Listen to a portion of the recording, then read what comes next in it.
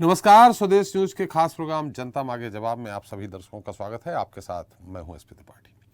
देश में राजनीतिक दलों के लिए पिछड़े और जनजाति वर्ग के लोग हमेशा से ही एक बड़ा वोट बैंक माने जाते रहे और सियासी दलों के लिए वोट बैंक माने जाने की यह परिपाटी अब भी चली आ रही है। देश के ज्यादातर राज्यों में अलग अलग जनजाति समूह और आदिवासियों का बड़ा वोट बैंक है और यही वोट बैंक सियासी दलों को सत्ता तक पहुंचाने में महत्वपूर्ण भूमिका भी अदा करते हैं।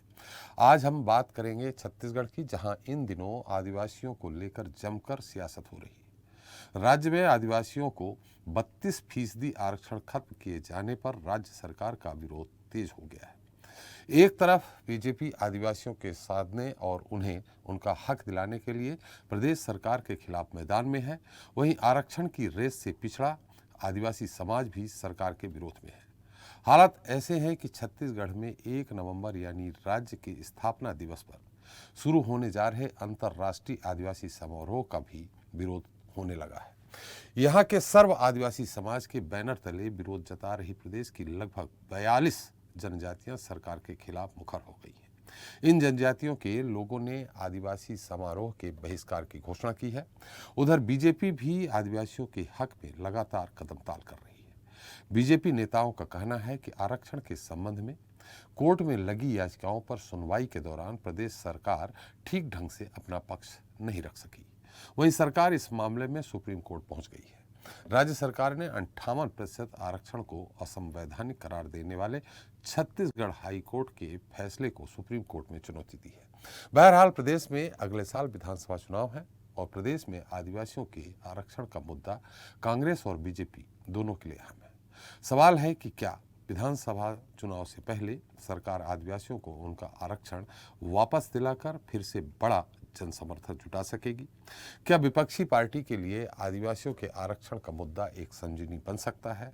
और ये भी है कि क्या सत्ता की लड़ाई और सियासी दलों की तकरार के बीच आदिवासियों को उनका हक फिर से वापस मिल सकेगा? जनता मांगे जवाब में आज चर्चा इसी मुद्दे को लेकर होगी, जंग में जनजाति में।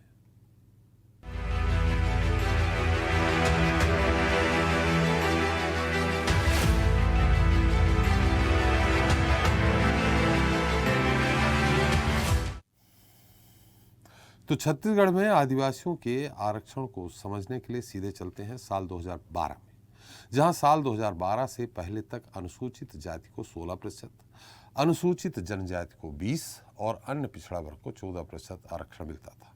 यानी प्रदेश में 50% आरक्षण की व्यवस्था थी। तब राज्य में बीजेपी के नेतृत्व वाली रमन सिंह सरकार थी। सरकार ने 2012 में आरक्षण को बढ़ाकर 58% किया था। इस नए नियम के तहत अनुसूचित जाति को 16% से घटाकर 12%, अनुसूचित जनजाति को 20 से बढ़ाकर 32% और ओबीसी को पहले ही की तरह 14% आरक्षण तय किया था। तब प्रदेश की रमन सिंह सरकार का जमकर विरोध हुआ। फैसले को 2012 में ही छत्तीसगढ़ हाई कोर्ट में चुनौती दी गई थी। तकरीबन 1 दशक तक चले इस प्रकरण में 19 सितंबर 2022 को कोर्ट ने 58% आरक्षण के फैसले को असंवैधानिक करार दिया और इस फैसले में आदिवासियों का आरक्षण वापस 32 से घटकर 20% हो गया। इस दौरान कोर्ट ने यह भी कहा कि बढ़े हुए आरक्षण के तहत जिन उम्मीदवारों को नियुक्तियां मिल गई हैं वो बरकरार रहेंगी, लेकिन आगे होने वाली भर्तियों में कोर्ट के आदेश के मुताबिक नियुक्तियां की जाएंगी। खैर, इन 10 सालों के अंतराल में प्रदेश की सत्ता भी बदली है, सियासी तस्वीर भी, और सत्ता की लड़ाई अगले साल फिर होने जा रही है। आदिवासियों के आरक्षण पर चर्चा करेंगे, लेकिन उसके पहले देख लेते हैं हमारी एक खास रिपोर्ट।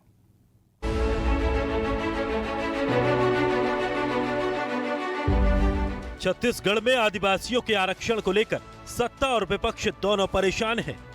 दोनों ही दलों के लिए आदिवासियों के आरक्षण की आग परेशान कर रही है। उधर आरक्षण घटने से चिंतित सर्व आदिवासी समाज लगातार प्रदर्शन कर रहा है। यहां तक कि प्रदेश के स्थापना दिवस के मौके पर होने जा रहे अंतर्राष्ट्रीय आदिवासी समारोह का भी विरोध किया जा रहा है। आदिवासियों के हक में कदम ताल कर रही बीजेपी का कहना है कि एक तरफ सरकार प्रदेश के आदिवासी समुदाय का हक मार रही है, वहीं इस अंतर्राष्ट्रीय आदिवासी समारोह में 9 देशों के आदिवासी कलाकारों को शामिल किया जा रहा है। पूर्व मंत्री केदार कश्यप ने हाल ही में निगम मंडलों में हुई भर्ती को लेकर भी निशाना साधा है। पूर्व मंत्री ने कहा कि लगभग 32 आदिवासी संगठनों का कहना है कि आदिवासी नृत्य महोत्सव नहीं होना चाहिए, लेकिन सरकार ये नृत्य महोत्सव किसके लिए करवा रहे हैं? कांग्रेस की सरकार ने, भूपेश बघेल की सरकार ने हमारे आदिवासियों को बहलाने के लिए, फुसलाने के लिए इस कार्यक्रम का आयोजन किया है। भूपेश बघेल जी, जब इस नृत्य महोत्सव का विरोध किया जा रहा है तो भूपेश बघेल जी किस आदिवासी के लिए ये नृत्य महोत्सव करा रहे हैं, इसका जवाब देने का कष्ट करें। आरक्षण के द्वंद्व में फंसे आदिवासी समाज के लोग इस बीच मुख्यमंत्री भूपेश बघेल सरकार के प्रतिनिधियों और मंत्रियों से मुलाकात कर आरक्षण को फिर से बहाल करने की मांग कर चुके हैं। इधर पूर्व मंत्री केदार कश्यप के बयान पर पलटवार करते हुए मंत्री अमरजीत भगत का कहना है कि उनको बोलने का कोई हक नहीं बनता।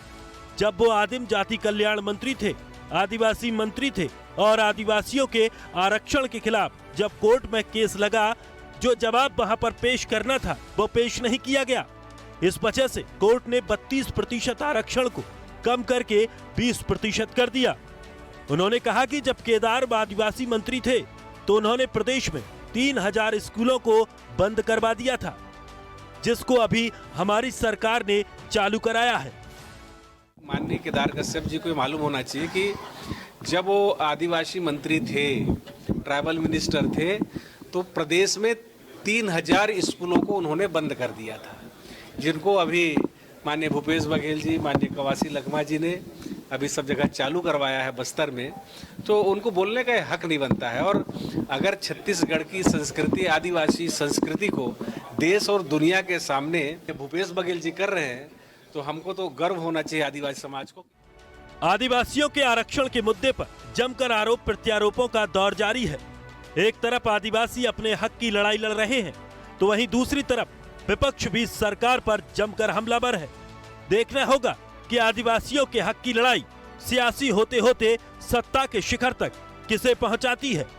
ब्यूरो रिपोर्ट, स्वदेश न्यूज, भोपाल।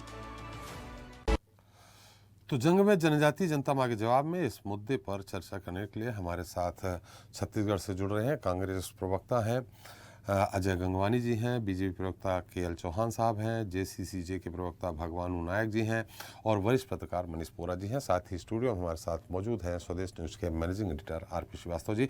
आप सभी का हमारे इस खास कार्यक्रम में बहुत बहुत स्वागत है। सबसे पहले चौहान साहब, मेरी आवाज़ आ रही है आपको? जी आ रही है। चौहान साहब, देखिए मामला कोर्ट का है, डिसीजन हाई कोर्ट ने किया है। ऐसी स्थिति में कि भाई 50% से जो संविधान में व्यवस्था है नहीं की जा सकती, इसमें आप भूपेश बघेल सरकार को कैसे दोष दे रहे हैं? क्या उन्होंने कम किया है? नहीं, कम ये जो मामला उनके खिलाफ आया है जी, वो बचाया जा सकता था, उसको और आगे किया जा सकता था और आगे इसमें बहस की जा सकती थी। ये बच्चा जानता है और ये पूरा राजनीतिक वर्ष किया गया है, ये भी बच्चा जानता है। ये मामला जो है, जो 32% का मामला है, वो सीधा जुड़ा जाता है जनसंख्या से। और ऐसा नहीं है कि छत्तीसगढ़ को छोड़ के या दूसरे राज्यों में 50% से ज्यादा आरक्षण नहीं है। आप ऐसे तमिलनाडु में देख लीजिए, आप राजस्थान में देख लीजिए, आप केरल में देख लीजिए, तो यहाँ पर बहुत ज्यादा आरक्षण है। आप हरियाणा में देख लीजिए, वहां पर भी ज्यादा आरक्षण है। तो 50% से आरक्षण ज्यादा था, 58% किया गया है। और इसमें जो एक वर्ग था जिसमें से 16% को लेके 12% किया गया था रमन सिंह जी की सरकार में, तो उस समय 12% उनकी जनसंख्या थी जी। ये समाज जो होता है वो न्याय से चलता है पांडे जी। तो न्याय ये बोलता है कि जिसके जितने हिस्से में आना चाहिए उतना उसके हिस्से में। चौहान साहब, बिल्कुल आप सही कह रहे हैं, मैं मान लेता हूं, लेकिन आपने कहा बच्चा जानता है। मुझे नहीं मालूम कि कैसे बचाया जा सकता है। मैं जानना चाह रहा हूं कि कैसे बचाया जा सकता था हाई कोर्ट में। हाँ, मैं बता रहा हूँ आपको जी। बिल्कुल। बच्चा इसलिए जानता है कि जब आपका ये अभी तक बचा के आ रहे थे हम लोग, और अभी जब ये बचाया जा सकता था, इन्होंने बहुत ज्यादा उसको मामले को तूल नहीं दिया, इन्होंने छोड़ दिया, सरेंडर किया इन्होंने। इस वजह से ये सब चीजें हुई। और सरेंडर करने के बाद जिन्होंने पिटीशन फाइल की थी के.पी. खांडे जी, उसको आज अनुसूचित जाति आयोग का अध्यक्ष बनाया गया है। ये इससे लिंक होता है। और जो आपने उड़ान शुक्ला जी को एक पद दिया हुआ है, वो भी बच्चा जानता है। वो ये सब जानते हैं कि एक्चुअल में क्या था। एक्चुअल में अगर भूपेश सरकार अगर चाहती तो इसको रोक सकती थी। ये बच्चा जानता है, ये आप भी जानते हैं। और सब पूरा मतलब आपका कहने का कि लिंगरान कर सकते थे, लिंगरान कर सकते, आखिर अंत में कभी न कभी उच्च न्यायालय तो फैसला देगा ही ना। लिंगरान आप 2012 से अभी तक कराते आ रहे हैं। तथ्यों को पूरे स्पष्टता से नहीं रखा गया। आज अगर ये सुप्रीम कोर्ट जा रहा है मामला, आज जब सर्वदल आदिवासी समाज जब असंतुष्ट है, वो सुप्रीम कोर्ट जा रहा है।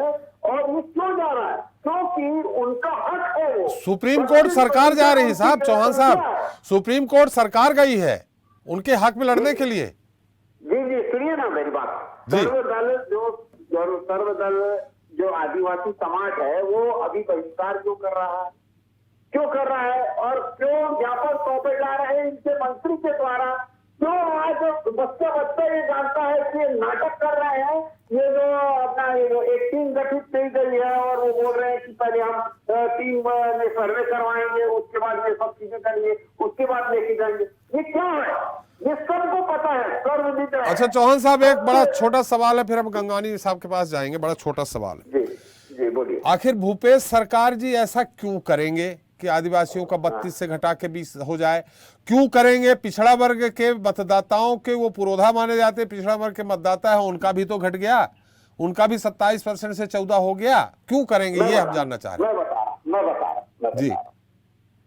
राजनीति में एक बहुत व्यंग है जी कि राजनीति में कुछ दिया नहीं जाता जी, पहले छीना जाता है और फिर उसी को दिया जाता है जी, ताकि लोग हमारी राजनीति की जो दुकान है ना वो चलती रहे जी। इस वजह से ये आगे चल के क्या होगा मैं बता रहा हूं आपको। इनको आश्वासन दिया जाएगा, जैसे पहले लॉलीपॉप दिया गया था सभी वर्ग को और आज तक वो पूरा नहीं हुआ है, वैसे लॉलीपॉप दिया जाएगा कि आप आगे हम आपको 32% करके देंगे या हम ऐसा करेंगे या हम वैसा करेंगे। अपनी जो वोट की राजनीति जो खेलनी है उसके लिए ये पूरा षड्यंत्र किया गया है। आप चुनाव तक रुकवाइए इस मामले को, वो आते तक हमारे को इस फैसले का हमारे को इसका लाभ मिल सके। आज जब अगर मान लीजिए अगर एक कोर्ट से हो जाता है, ठीक है, तो उसका सेहरा किसके ऊपर बंधेगा? तो रमन सरकार के ऊपर बंधेगा। इस वजह से ये कोर्ट में नहीं किया गया है। कोर्ट से विड्रॉ करके सरेंडर करके अब वो अगर ये करेंगे आश्वासन देंगे तो ये हमने किया है, हमने ऐसा किया है। चलिए चौहान साहब, मतलब आपका कहने का मतलब है माननीय न्यायमूर्ति जो सुप्रीम कोर्ट में हैं वो भूपेश जी के कहने पे फैसला भूपेश जी के पक्ष में सुना देंगे। देखिए सरेंडर आप होंगे, आप अगर सरेंडर होंगे तो उनको अपना फैसला, अगर आप कुछ बोल ही नहीं रहे हैं, आप अपने पक्ष में तथ्य नहीं रख रहे हैं, आप लड़ नहीं रहे समाज के लिए, तो क्या होगा? और जो के.पी. खांडे जी को अभी पद दिया गया है वो क्या था? चलिए चौहान साहब एक मिनट में ये गंगवानी साहब से पूछ लेते हैं। गंगवानी साहब देखिए, मुद्दा तो एक मिल गया है। मैं ये नहीं कहता हूं कि आपने पक्ष कैसे रखा, हालांकि विपक्ष ने कहा कि आपने अच्छे वकील नहीं खड़े किए जिसके कारण ये स्थिति बन गई। चौहान साहब कह ही रहे हैं कि अब आप सुप्रीम कोर्ट से आप ले आएंगे फैसला, फिर बोलेंगे देखिए मैंने कर दिया, जिससे सेहरा आपके सर बंधे। लेकिन अगले साल मुश्किल से 1 साल भी नहीं बचा है, चुनाव हैं और 29 सीटें 90 में से माने 1/3 सीधे सीटें आदिवासियों की हैं।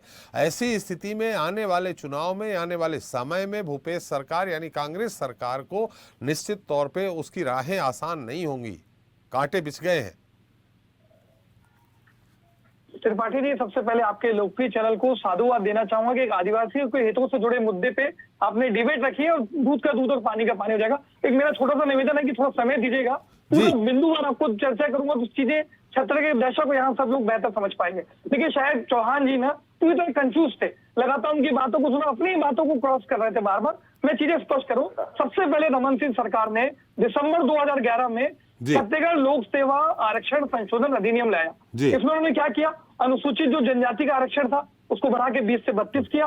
अनुसूचित जाति का आरक्षण जो उनको कम करने की आवश्यकता नहीं थी, लेकिन उसको घटा के 16 से घटा के 12% किया। ओबीसी का आरक्षण सेम का सेम, कुल आरक्षण को 50% से बढ़ा के 58% किया। देखिए, ये दो स्पष्ट बातें हैं।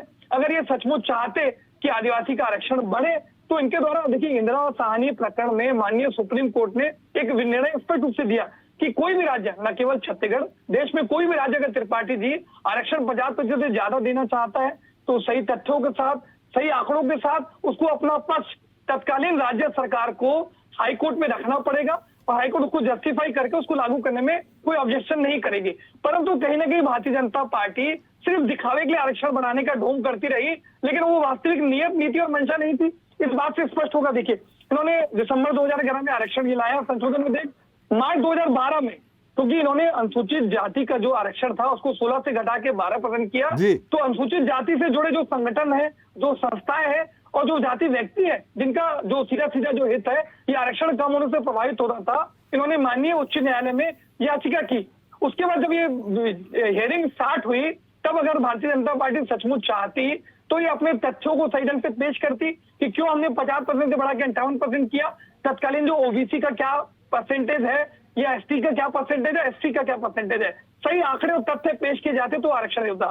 दूसरी बात, इन्होंने दिसंबर 2010 में ननकीराम कंवर, त्रिपाठी सुनने लायक बात है, दर्शकों से निवेदन है, जो ननकीराम कंवर की अध्यक्षता में एक रिपोर्ट, एक कमेटी गठित की, उप मंत्रिमंडलीय समिति।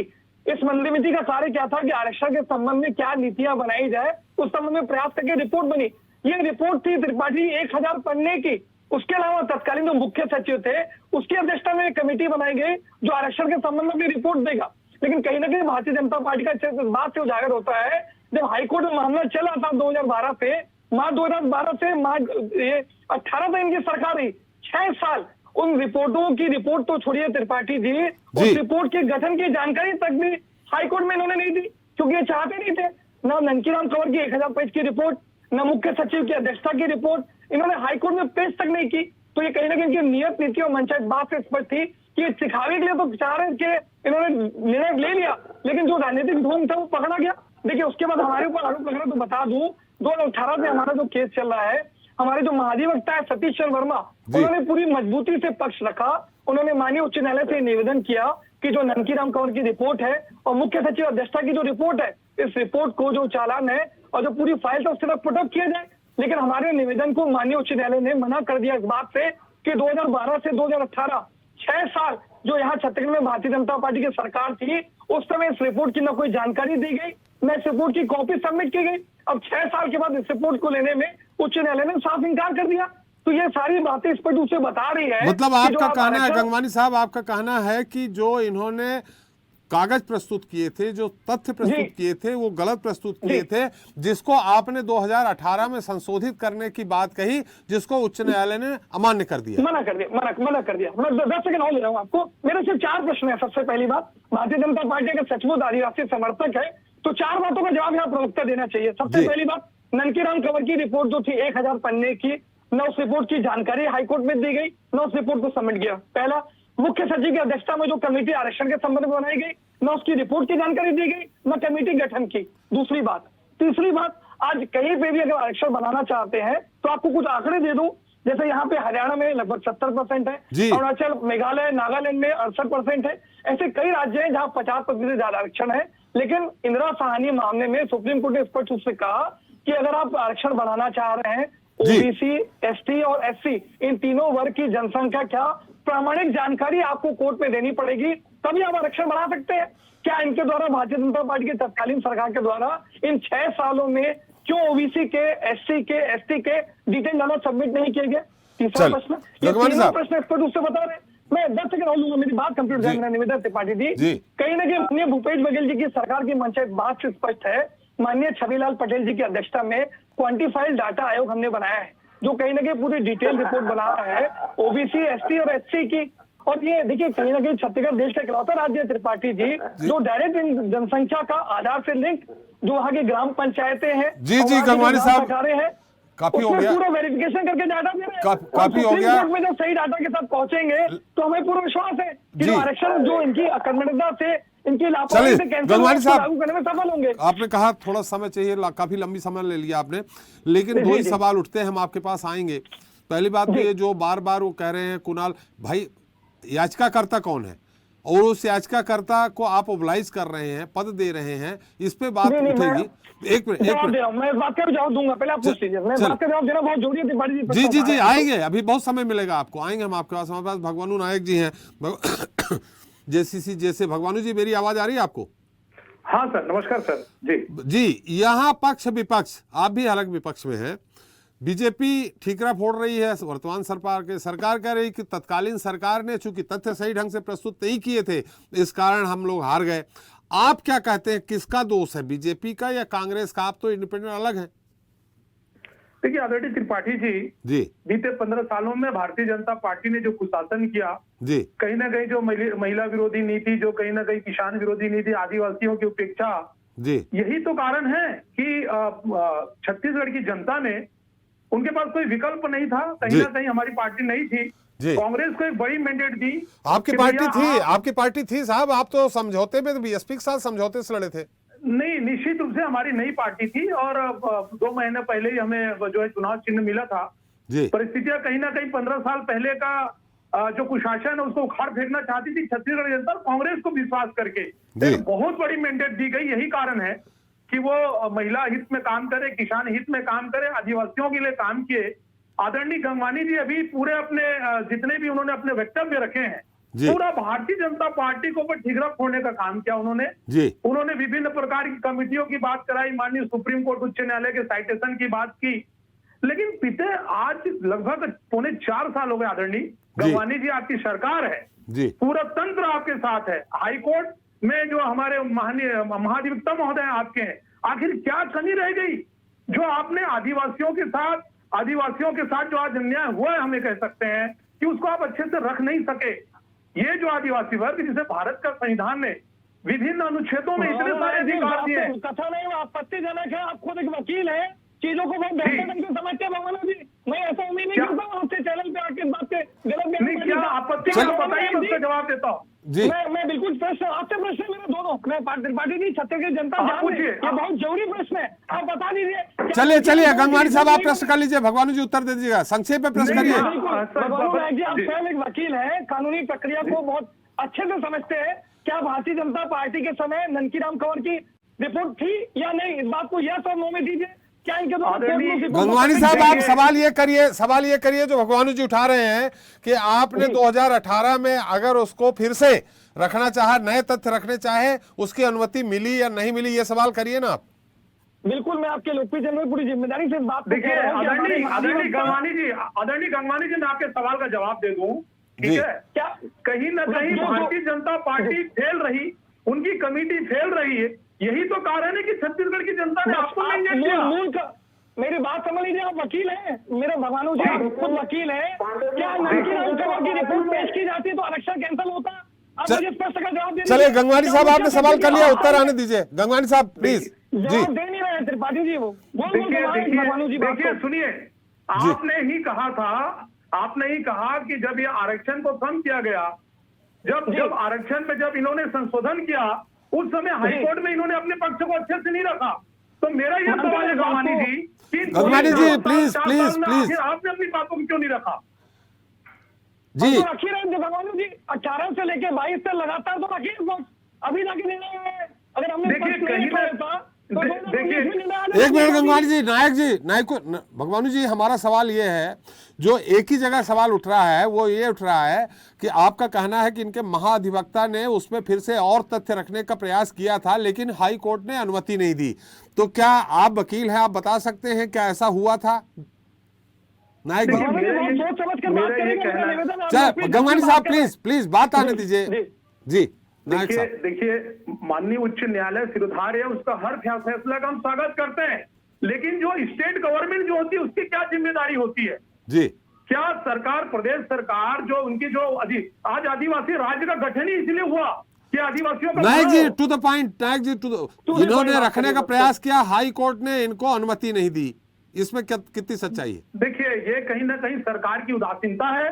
अगर एक ठीक तरीके से ये कहीं ना कहीं अगर आदिवासियों की हक की बात को अगर अच्छे तरह से आदिवासियों की आवाज को गंगवानी साहब एक मिनट आपके पास आऊंगा, आप पूरा उत्तर दे दीजिएगा।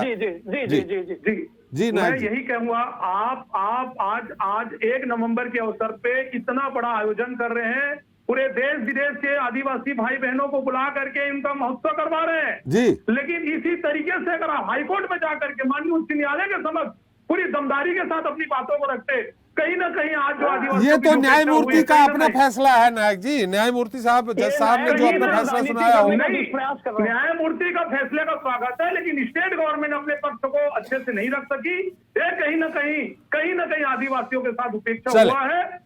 नायक साहब गंगवानी जी आता हूं मैं आपके पास, हम बोरा जी के पास चलेंगे एक टिप्पणी लेने के लिए। बोरा साहब मेरी आवाज आ रही?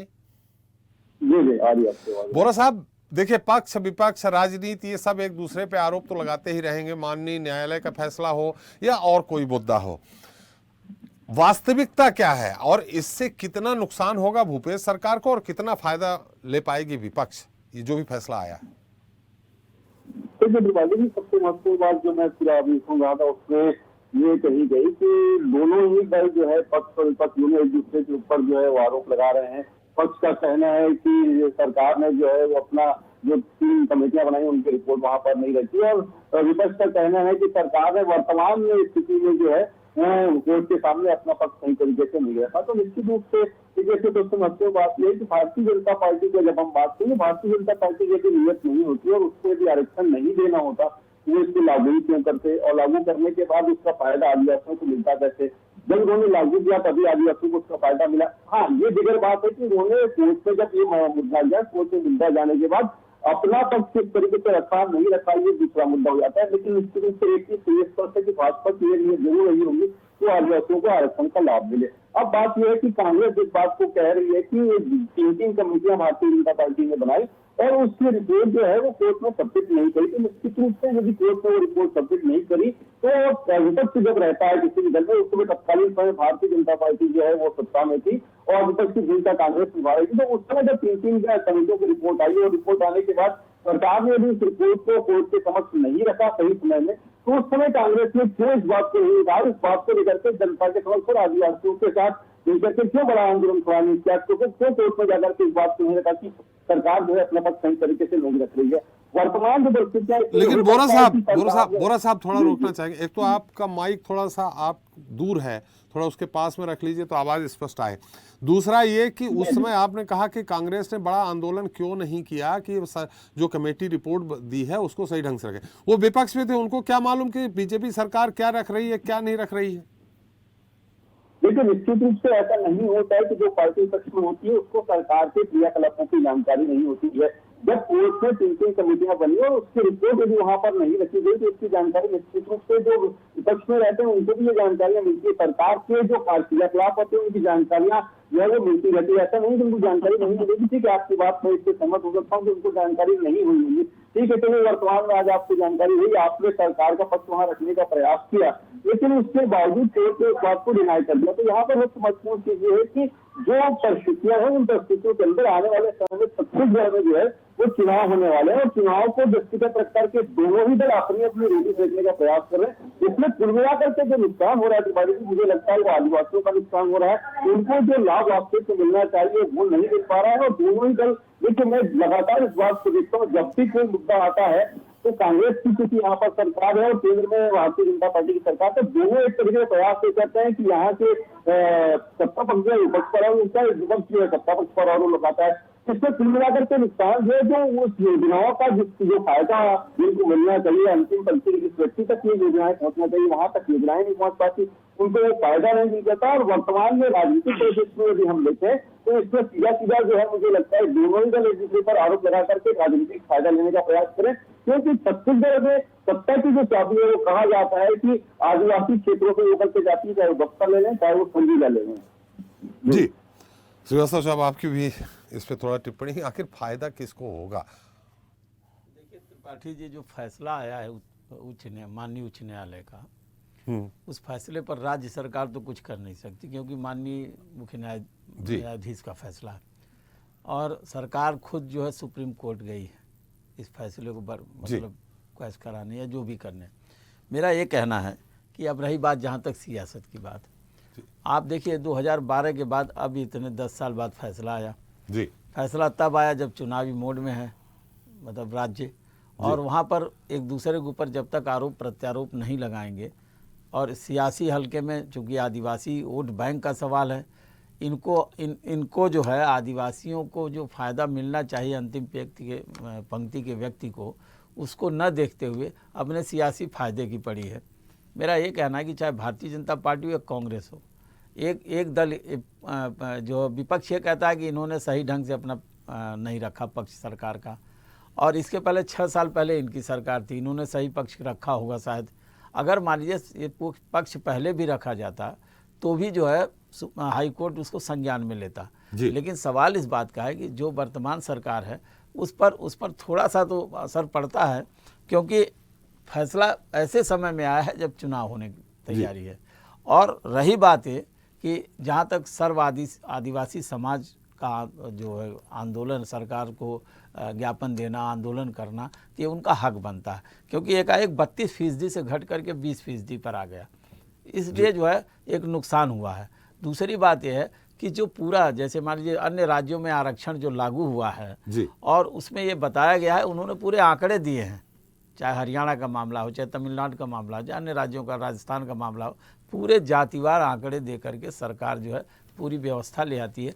मेरे ख्याल में इसकी पिटीशन जिस समय विरोध जताया गया, जो पिटिशनर थे, अगर उसी समय सरकार को व्यवस्थित ढंग से पिटीशन को लाना चाहिए था, पूरे आंकड़े के साथ लाना चाहिए था, तो शायद ये राह आसान हो जाती। अब चूंकि मामला सुप्रीम कोर्ट में गया है, अब जो भी पिटीशन फाइल होगी नए सिरे से फाइल होगी, पुराना हाई कोर्ट का फैसला आ गया, अब सुप्रीम कोर्ट में सरकार अपना पक्ष रखेगी, किस तरह से रखेगी, क्या जो अभी बात करते गंगवानी जी के पूरे आंकड़े और तमाम व्यवस्था के साथ अगर जाती है सरकार, तो निश्चित रूप से सरकार बचाव करने में उसको आसानी होगी। लेकिन अभी फ़िलहाल ये ज़रूर है कि ये जो राज्योत्सव है, आदिवासियों का एक उत्सव है, इसको लेकर के अगर इतनी बड़ी सियासत है, मेरे ख्याल में लगता है कल्चरल प्रोग्राम है, इसको लेकर के इसको नहीं होना चाहिए, ये करना चाहिए, इसको लेकर सियासत करना मेरे ख्याल में उतना ज़्यादा प्रासंगिक नहीं है जितनी बातें हो रही हैं।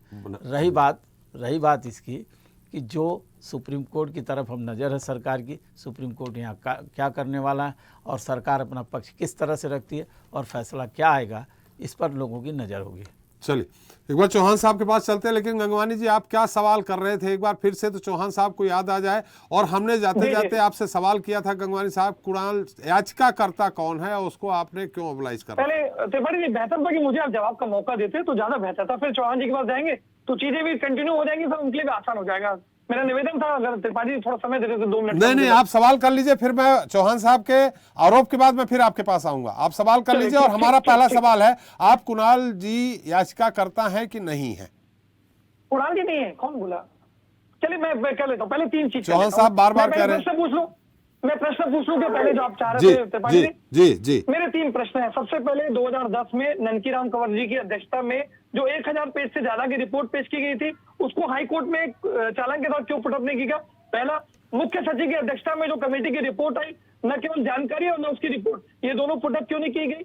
माननीय अभी जो श्रीवास्तव जी वरिष्ठ पत्रकार हैं, उन्होंने स्पष्ट रूप से कहा कि अगर आप आरक्षण को बढ़ाते हैं 50% ज्यादा, तो उसके लिए आपको ऑथेंटिक जानकारी देनी पड़ती है। ओबीसी, एसटी, एससी का जो जनसंख्या है एग्जैक्ट, उसके लिए प्रामाणिक जानकारी। ये तीनों चीजें तत्कालीन 2012 से 2018 6 साल तक इनकी सरकार रही त्रिपाठी थी, ये तीनों चीजें क्यों सबमिट नहीं की गई? इस बात के जवाब छत्तीसगढ़ की जनता जानना चाहती है। चलिए 2011 की जनगणना के अनुसार उन्होंने किया था। जी चौहान साहब उत्तर दीजिए और साथ में हमारा भी एक प्रश्न है। जी बताइए। पहले गंगवानी साहब को उत्तर दीजिए, फिर मेरा एक प्रश्न ये है कि भाई आपने खुद बात बोलना चाहता हूँ जी 100 बात की एक ही बात बोलना चाहता हूँ। चलिए गंगवानी साहब को उत्तर दीजिए, फिर मैं प्रश्न करूंगा। कोर्ट का जो प्रोसीजर होता है वो अपने हिसाब से चलता रहता है, तथ्य जुगाड़े जाते हैं, उसको पेश किया जाता है और उसके बाद गंगवानी साहब आपने सवाल किया, देखिए उत्तर सुन लीजिए, फिर मैं आपके पास आऊंगा। जी जी चौहान साहब, एक बात मैं आपको बता देना चाहता हूँ कि 30% से 32% लागू जो किया गया आदिवासी समाज के लिए, वो उनके लिए राहत की बात थी, वो न्यायपूर्वक बात थी। आज बहिष्कार कब हो रहा है? नहीं, उन्होंने 3 सवाल किया चौहान साहब, टू द पॉइंट, 3 सवाल किए जी। मैं उसी बात पे आ रहा हूँ। चलिए गंगवानी साहब, मैं आपकी तरफ से पूछ रहा हूँ, गंगवानी साहब मैं आपकी तरफ से पूछ रहा हूँ, 3 सवाल जो उन्होंने किए हैं चौहान साहब की। ये तीनों सवाल एक ही सवाल है कि कोर्ट के प्रोसीजर में डिले क्यों हुआ, यही गंगवानी जी का सवाल।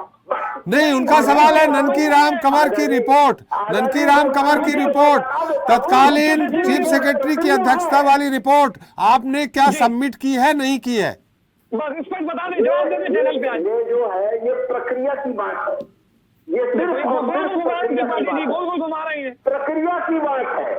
मैं स्वीकार कर लीजिए चैनल पे, इसमें इस चैनल को स्वीकार कर लीजिए कि आपने रिपोर्ट सबमिट नहीं की, और अभी स्वीकार कर लीजिए चैनल पे।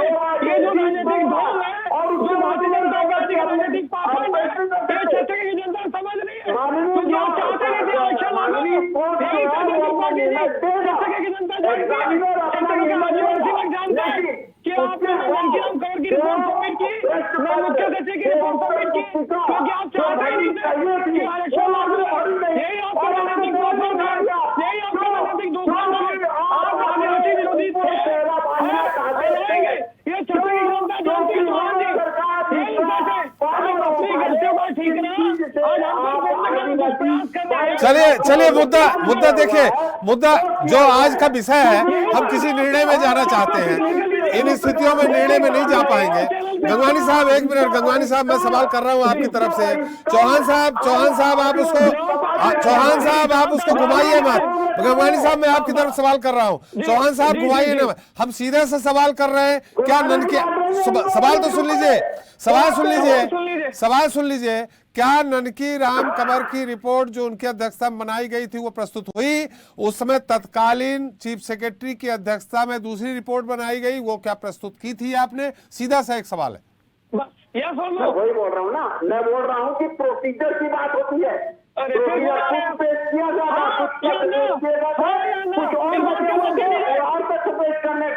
ये प्रोसीजर की बात होती है।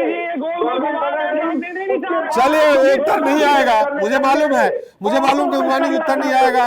चौहान साहब प्रोसीजर की तरफ चले गए। चौहान साहब हमारा एक सवाल दूसरा है, चलिए हम इससे हटके इधर सवाल करते हैं, नायक साहब के पास बात भी जाएंगे। ये बताइए, ठीक है नहीं हुआ, सरकार की गलती हो गई और उन्होंने सुप्रीम कोर्ट तक नहीं गए, लेकिन सवाल मेरा दूसरा है, लेकिन जहां आप खुद कह रहे हैं कि 9 देशों से रंगकर्मी आदिवासी आ रहे हैं, इन स्थितियों में पूरे देश नहीं बल्कि विदेशों में भी अगर छत्तीसगढ़ का नाम सुना जा रहा है, तो क्या इस समय विपक्ष को नहीं चाहिए कि छत्तीसगढ़ की शान का मामला है, ऐसी स्थिति में आप सपोर्ट करें? आप उसको विरोध कर रहे हैं? बिल्कुल सही, बहुत बढ़िया जी सुनिए ना जी, मैं ये बहुत विनम्रता पूर्वक बोलना चाह रहा हूँ कि मेरी बात को रखने दिया जाए, बीच में गंगवानी में बोला मत। चलिए गंगवानी साहब थोड़ी देर के लिए चुप हो जाइएगा जी। क्या होता है, नृत्य से आनंद नहीं आता, नृत्य से रोजगार नहीं होता, नृत्य से किसी का घर नहीं चलता, नृत्य से जो 32% आरक्षण है, जो हक है, वो नृत्य से नहीं आएगा, आनंद नहीं आएगा। लेकिन अगर जरूरतें पूरी होती है, अगर आनंद आता है, तो नृत्य होता है। नृत्य और संस्कृति का बहिष्कार भारतीय जनता पार्टी नहीं कर रही है, या सर्वदल आदिवासी समाज नहीं कर रहा है, ये राजनीति का विषय नहीं है। ये न्याय का विषय है। जवाब ही नहीं इनके पास से पार्टी से। चलिए चौहान साहब, हम बात कर रहे हैं कि नृत्य से रोजगार नहीं मिलेगा, नृत्य से खाना नहीं मिलेगा, लेकिन सवाल यह है कि छत्तीसगढ़ एक छोटा सा राज्य पूरे देश में जहां चर्चित हो जाएगा, विदेशों में चर्चित हो जाएगा, इसमें सहयोग करना चाहिए विपक्ष को। बिल्कुल मैं क्या बोल रहा हूँ आपको जी। संस्कृति और नृत्य का बहिष्कार नहीं कर रही है भारतीय जनता, और भारतीय जनता पार्टी के वो उनके साथ में है, सर्वदल आदिवासी समाज के साथ में है। जी। बहिष्कार कौन कर रहा है? कोई राजनीतिक दल नहीं कर रहा है, जो समाज कर रहा है, जो आज पीड़ित है, जो शोषित है, जिसके नाम से आप लोग एक टीकरा तोड़ रहे हैं, आप लोग ये ढोंग रखा रहे हैं। चलिए वो समाज इसका बहिष्कार कर रहा है। चलिए चौहान साहब हो गया, काफी समय हो गया, हम नायक साहब के पास चलते हैं। चौहान साहब, आपकी बात आ गई। जी हाँ बिल्कुल, आता हूँ आपके पास। नायक साहब मेरी आवाज आ रही? हाँ सुन रहा हूँ सर। नायक साहब, हमारा वही सवाल है। अब ये चूंकि देखिए कोर्ट में मामला है, सुप्रीम कोर्ट मामला है, इन्हें तथ्य रखे नहीं रखे, इन्हें कहा कि हमको पुनः याचिका जो लगी थी उस पे हमें फिर से अपने बात रखने की अनुमति नहीं मिली, ये सब मुद्दा अलग है। हमारा मुद्दा यहाँ ये है सीधे सीधे कि देखिए कुछ भी अगर भूपेश सरकार ने शुरू किया या रमन सरकार ने शुरू किया, ऐसी स्थिति में जब छत्तीसगढ़ का नाम न केवल पूरे देश में आदिवासियों के लिए हो रहा बल्कि विदेशों से, आप खुद कह रहे हैं कि 9 देशों से कलाकार आ रहे हैं, इन स्थितियों में छत्तीसगढ़ का नाम अगर बाहर भी जाता है, अब्रॉड में भी जाता है, विदेश में भी जाता है, तो इसका तो छत्तीसगढ़ के लोगों को स्वागत करना चाहिए, और खासकर राजनीतिक दलों को। आदरणीय त्रिपाठी जी, देखिए प्राथमिकताएं तय होनी चाहिए जी।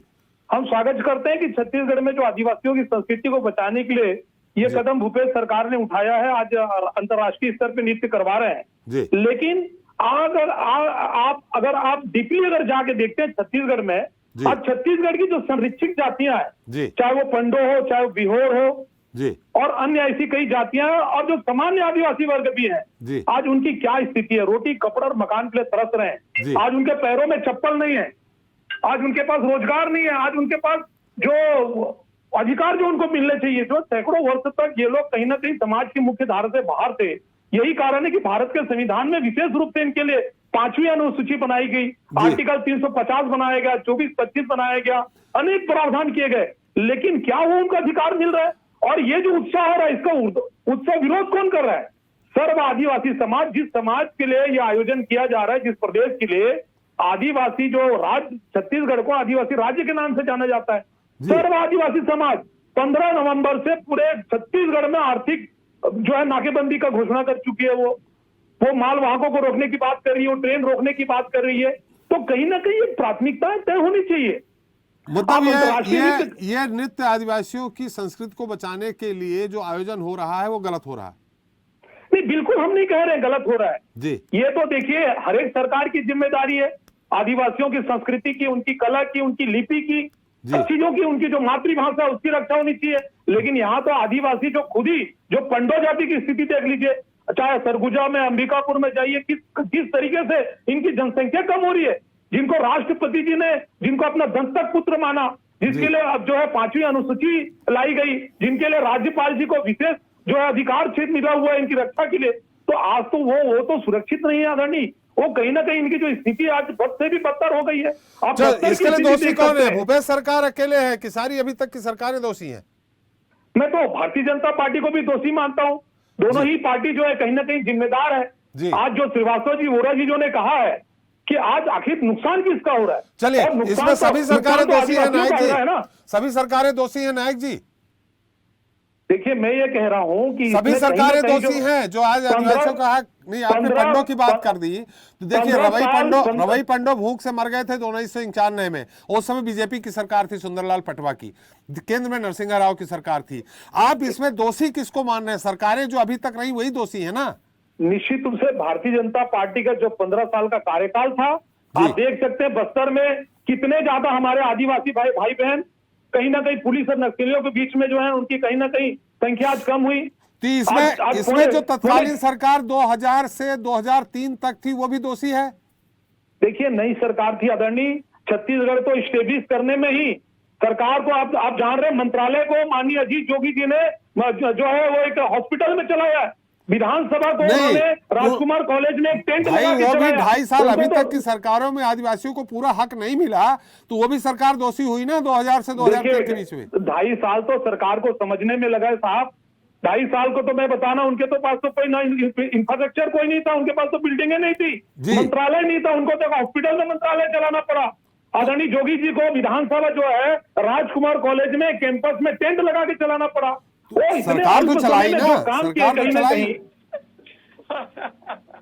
सरकार तो चलाई जो कहीं ना ये दोनों सरकारें जो है ये आदिवासियों का वोट लेने के लिए तो ये लुभावने वादे करती है, जन घोषणा पत्र बनाती है, लेकिन जब इनका अधिकार देने की बात आती है तो ये उनका अधिकार नहीं दे पाती। यही कारण है कि आज आदिवासियों का आरक्षण कम हुआ है और सर्व आदिवासी वर्ग जो है उद्वेलित होकर 15 नवंबर से आंदोलन करने का घोषणा सर्व आदिवासी समाज ने किया और हम उनका समर्थन करते हैं। चलिए नायक साहब, एक बार बोरा जी के पास, गंगवानी साहब, बोरा जी हमारे साथ बहुत काफी समय से, त्रिपाठी समय तो आपको भरपूर समय दिया गंगवानी साहब, आपके सारे सवाल मैंने नायक जी से भी कर लिया, चौहान साहब से भी कर लिया। मेरे को बात तो कंप्लीट करने दीजिए त्रिपाठी। नहीं सुनिए, तो अभी हमारे साथ बोरा जी हैं, थोड़ा सा उनकी बात आपने भगवान नायक को दूसरा राउंड दिया, मेरे को दूसरा राउंड नहीं दिया आपने। नहीं, आप ही के पास सारे राउंड थे, सरकार आपकी है, सारा राउंड आपके पास है।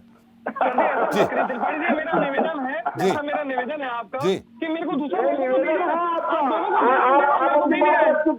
चलिए चौहान साहब माफ करिएगा, हमारे पास समय बहुत कम बचा है, चौहान साहब माफ करिएगा।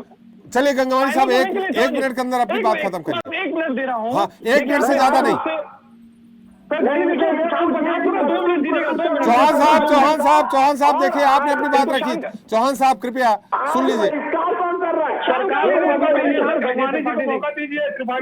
जी चलिए गंगवानी साहब, बहिष्कार कौन कर रहा है? गंगवानी साहब, चौहान साहब, नायक साहब सुन तो लीजिए, प्लीज 2 मिनट। जी गंगवानी साहब, देखिए कहीं ना कहीं आपने भारतीय जनता पार्टी के प्रवक्ता से भी पूछा, भानु नायक जी से पूछा, एक आदिवासी नृत्य समारोह। चौहान साहब,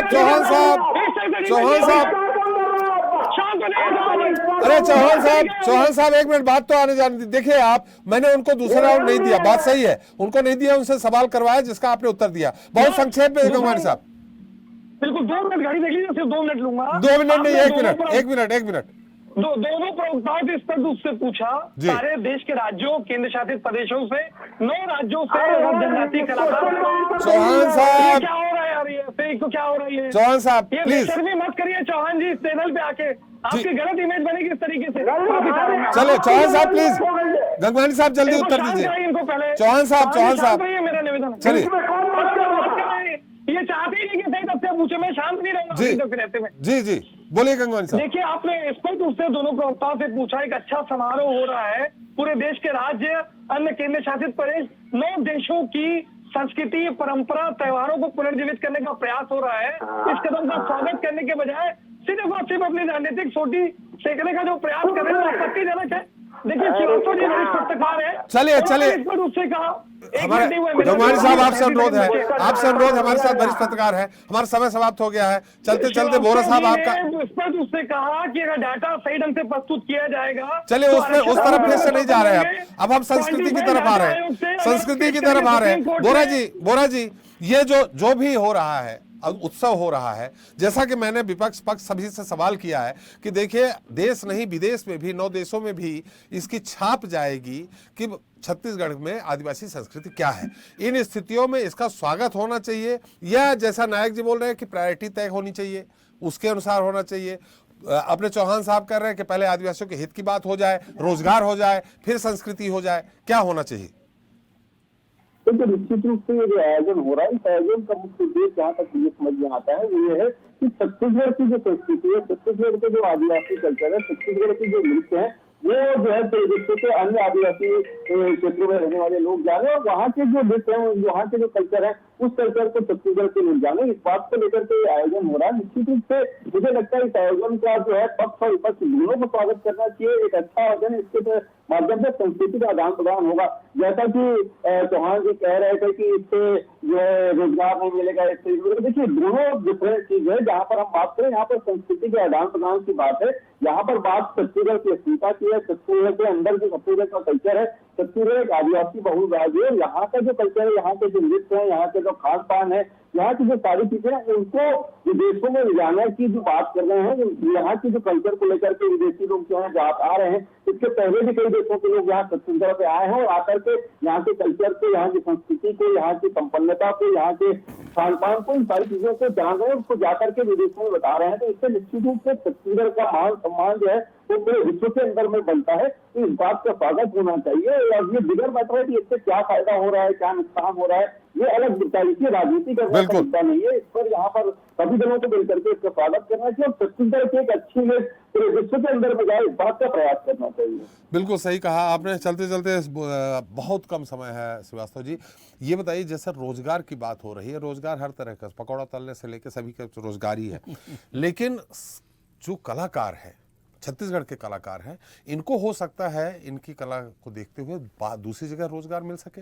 नहीं, ये बात तो गलत है त्रिपाठी जी की। रोजगार तो कला संस्कृति भी एक जरिया है रोजगार का। आप देखते होंगे कि पूरे दुनिया भर में, और सवाल ये है कि विभिन्न देशों में ये जो कल्चरल जो आदान प्रदान, जो सांस्कृतिक आदान प्रदान है, उसकी वजह से देश और प्रदेश की इमेज भी लोगों के सामने आती है। तो रोजगार से जोड़ना इस आयोजन को मेरे ख्याल में उचित नहीं है, पहली बात ये है। दूसरी बात ये है कि आप अपने हक और हकूक़ की लड़ाई लड़िए, इसके लिए पूरा समय बाकी है। लेकिन जैसे किसी राज्य का आयोजन हो रहा है और इतने बड़े पैमाने पर हो रहा है, तो हमको लगता है सभी राजनीतिक दलों को और पक्ष और विपक्ष दोनों को, और साथ ही साथ ऐसे संगठन जो विरोध करना चाहते हैं, उनके पास पूरा टाइम है विरोध करने का। अभी चुनाव में बहुत टाइम है, कम से कम साल भर बचा है, लेकिन इस दौरान कम से कम जो है अपने प्रदेश की छवि, अपने आदिवासी समाज की छवि और तमाम चीज़ों को बरकरार रखना चाहिए। और इसको लेकर के एक ऐसी व्यवस्था कायम होनी चाहिए कि जिसमें सबके बीच में एक सद्भावना बनी रहे। और शायद यही वजह है कि इस कार्यक्रम का मेरे ख्याल में इस आयोजन का विरोध करने का कोई औचित्य नहीं है। चल, बहुत बहुत धन्यवाद चौहान साहब आपका, गंगवानी साहब आपका, नायक जी आपका, बोरा जी आपका और श्रीवास्तव जी आपका हमारे साथ चर्चा में शरीक होने के लिए और अपना अमूल्य समय देने के लिए। तो छत्तीसगढ़ में आदिवासियों के आरक्षण को लेकर सियासत तेज है। राज्योत्सव के विरोध की घोषणा कर चुके समुदाय के लोग लगातार 32% आरक्षण बहाल करने की मांग कर रहे हैं। सरकार के आश्वासन और विपक्ष के विरोध के बीच आदिवासी समुदाय को उम्मीद है कि एक बार फिर से उन्हें 32% आरक्षण का कोटा हासिल होगा। लेकिन 2023 के चुनाव के पहले सियासी दल लगातार आदिवासी वर्ग की सहानुभूति बटोरने में जुटे हैं। खैर, आरक्षण और मौजूदा समय में चल रही सियासी उठापटक के बीच आदिवासी वर्ग किस दल के साथ रहेगा और किस दल को सत्ता के शिखर तक पहुंचाएगा, यह भविष्य में तय होगा। जनता आगे जवाब में इतना ही। नमस्कार।